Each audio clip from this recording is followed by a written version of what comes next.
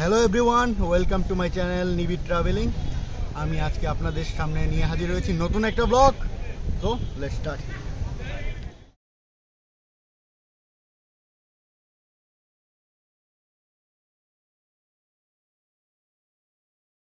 মুক্তাগাছা শহর। আজকে আমি যাচ্ছি ব্যাটালিয়ন ক্যাম্প হয়ে চৌরঙ্গীর মোড় পর্যন্ত।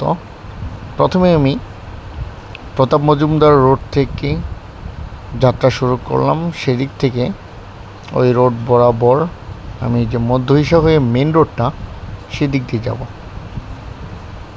তো এইখানে আমার সামনে পড়বে Nabarun Bidyaniketan school, Binodbari ideal college, Muktagachha Shahid Smriti college আর মুক্তাগাছা রাজবাড়ি, সেটা ব্যাটালিয়ন পার্কও এই রোড হয়ে।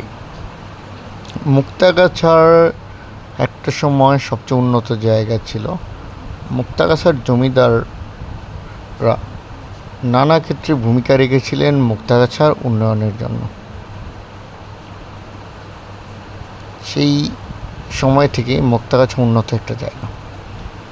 যে এই রোড হয়েই প্রথমে এসে পড়লাম এনবিএন বা নবারুণ বিদ্যানিকেতন স্কুল পর্যন্ত।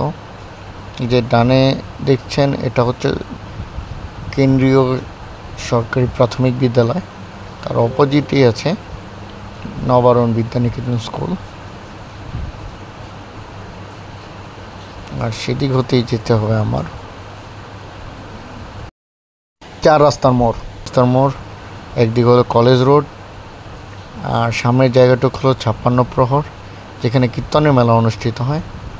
আর বাম দিকে যার একটা রোড, সেটা হলো শহীদ স্মৃতি কলেজের রোড।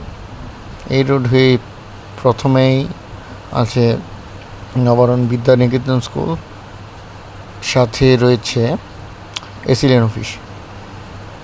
আগে এই মুক্তাগাছার রাজবাড়িটা নবারুণ বিদ্যানিকেতন স্কুল পর্যন্তই ছিল, সেখানে এখন এসিলেন অফিস বানানো হয়েছে। সাথে শহীদ স্মৃতি কলেজ, মুক্তাগাছার ঐতিহ্যবাহী একটা কলেজ এইখানে রয়েছে। ওই পাশটা দেখিয়েছি আপনাদের, এখন দেখেন এই পাশটা। এই যে এটাই হলো নবারুণ বিদ্যানিকেতন স্কুল।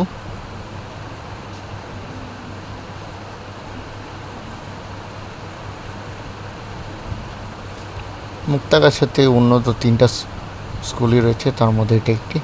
এই যে সামনে স্কুলের দেখতে পাবেন একটা পুরাতন বিল্ডিং, সেই পুরাতন বিল্ডিংটাই হলো এসিলেন অফিস। এই যে এইখানে এসিলেন অফিস। এরপরে এই যে এটা হলো মুক্তাগাছা শহীদ স্মৃতি কলেজ।